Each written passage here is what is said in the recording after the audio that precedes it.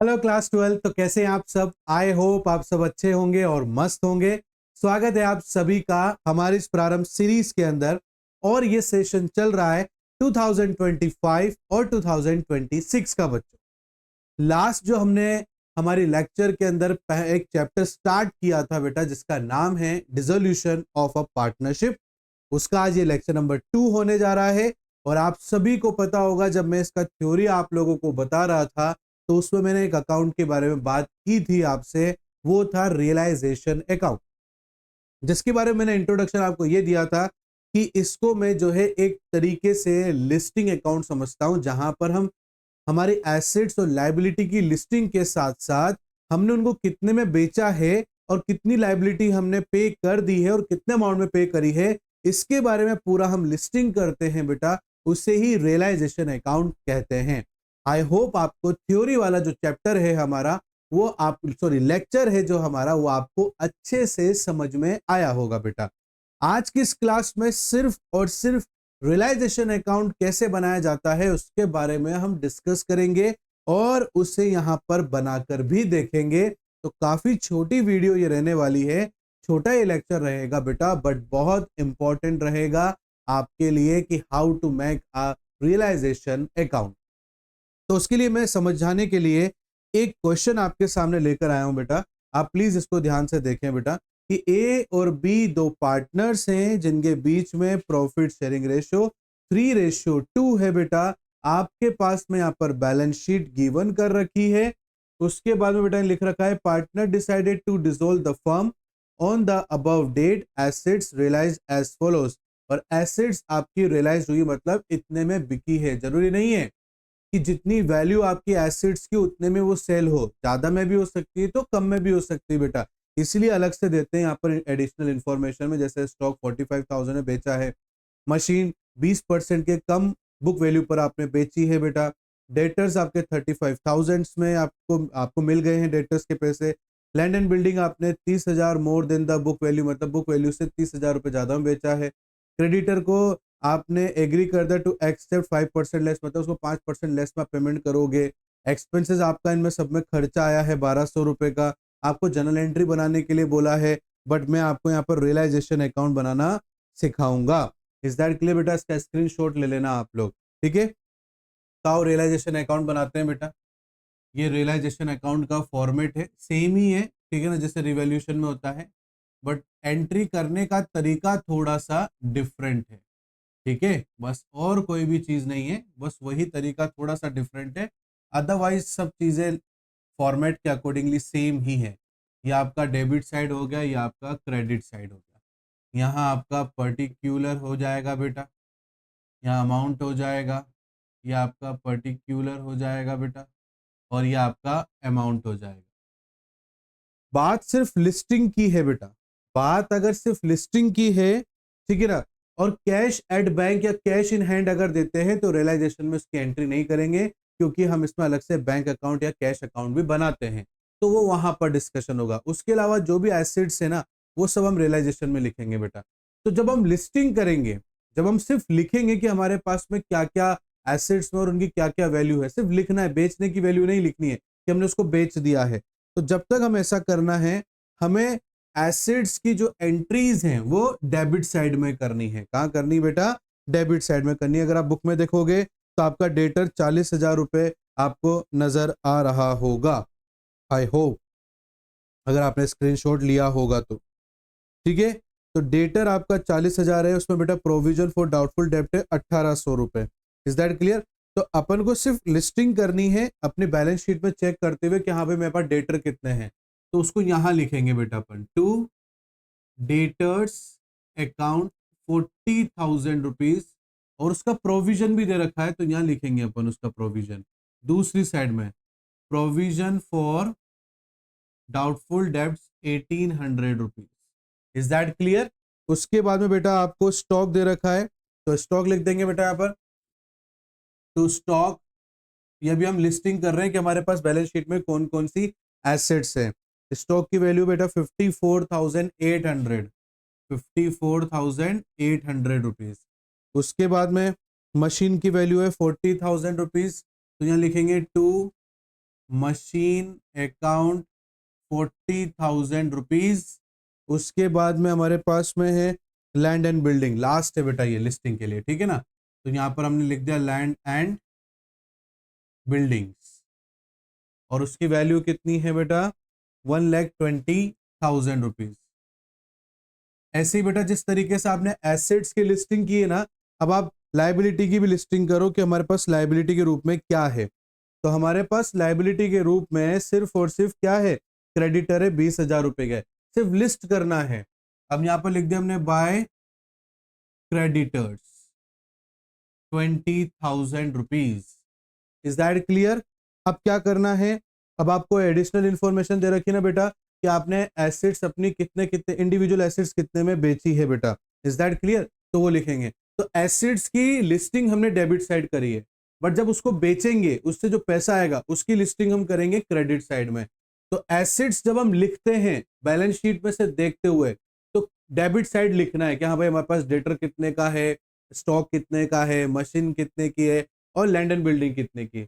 और जब हमारे पास हम ये चेक करते हैं लायबिलिटी क्या है हमारे पास में, और उसकी लिस्टिंग मतलब उसको लिखना है, लिस्टिंग करना है, तो क्रेडिट साइड करेंगे भाई हमारे पास क्रेडिटर ही है 20,000 के, ठीक है।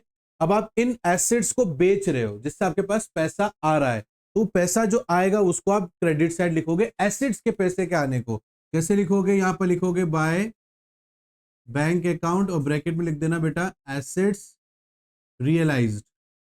क्लियर। अब जैसे कि इसमें एडिशनल इंफॉर्मेशन में दे रखा है बेटा, आप लोग आपको ध्यान से देखना बेटा, क्या दे रखा है कि सर स्टॉक बेच दिया है 45,000 रुपीज का, तो मैं यहां लिख दूंगा टू स्टॉक। अब यहां पर स्टॉक आपका 54,800 है, बट आपने बेचा 45,000 में, तो जितने बेचा उतने से ही आपको एंट्री करनी है, तो यहां मैंने लिख दिया 45,000। उसके बाद बेटा आपने मशीन बेचा, तो मैं यहां लिखूंगा बेटा टू मशीन अकाउंट, और 20% कम में बेचा है आपने, लिख रखा है उसके अंदर। तो मशीन की वैल्यू है 40,000 रुपए। कितनी है बेटा 40,000 रुपए, और 20% कम में बेचा है बेटा आपने। तो यहाँ पर देखो बेटा 40,000 और 20% माइनस कर देंगे बेटा उसमें से, तो 32,000 रुपीज में आपने अपनी मशीन को सेल आउट कर दिया है।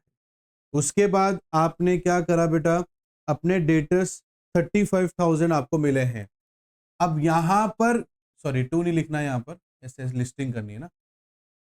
अब डेटर यहां पर 40,000 है, उससे लेना देना नहीं है, मेरे पास डेटर का एक्चुअल अमाउंट कितना है 35,000, तो बस वही लिखना है मेरे को यहां पर, ठीक है ना। डेटर्स अकाउंट कितना आया 35,000 रुपीज। Is that clear. उसके बाद में लैंड एंड बिल्डिंग 30,000 रुपए ज्यादा में बेचा है आपने, यहां लिख देते हैं अपन लैंड एंड बिल्डिंग, ठीक है। लैंड एंड बिल्डिंग पहले कितना था 1,20,000 रुपए, 30,000 रुपए और एक्स्ट्रा हमें मिल रहे हैं उसके ऊपर, मतलब 1.5 लाख में आपने बेच दिया है। इसके अलावा कोई एसेट्स आपके पास नहीं थी बच्चे, तो आपने लिख दिया यहाँ पर। अब अपन का टोटल करके साइड में लिख देते हैं, जैसे 45,000, 32,000, 35,000 और 1,50,000 रुपीज, तो 2,62,000 रुपीज यहां पर लिखा हुआ है। कितना 2,62,000 रुपीज। Is that clear.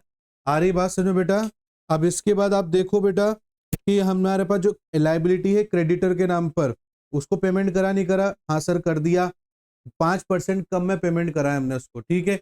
अब बेटा एसेट्स का पैसा जब आता है तो उसको क्रेडिट साइड लिखते हैं, और लायबिलिटी का जब हम पेमेंट करेंगे तो उसको हम डेबिट साइड लिखेंगे। तो यहां लिखेंगे बेटा टू बैंक अकाउंट, ब्रैकेट में लिख देना बेटा क्रेडिटर पेड ऑफ, ठीक है। अब क्रेडिटर कितने हैं 20,000 रुपए, 5% बेटा कम दिया है हमने, ठीक है ना। तो यहाँ पर देख लो बेटा 20,000 और 5% मतलब 19,000 रुपीज हमने पेमेंट कर दिया है।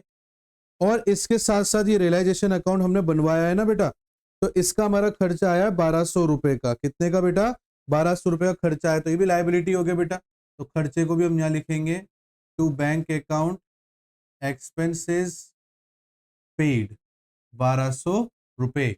Is that clear? तो अगर आप इसको ध्यान से देखो बेटा, तो देखो क्या समझ में आ रहा है।